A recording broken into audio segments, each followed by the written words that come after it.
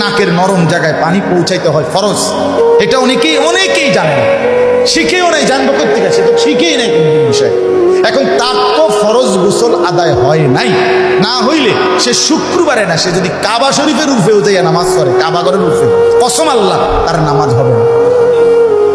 এই অপদার্থের জিন্দেগি কি আছে?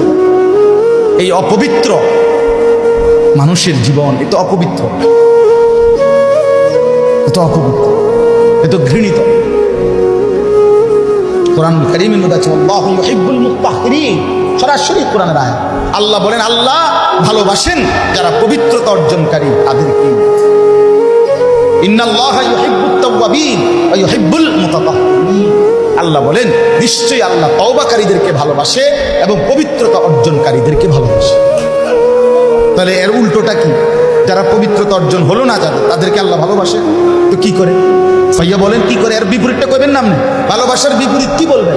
ঘৃণা করে, ঘৃণা করে।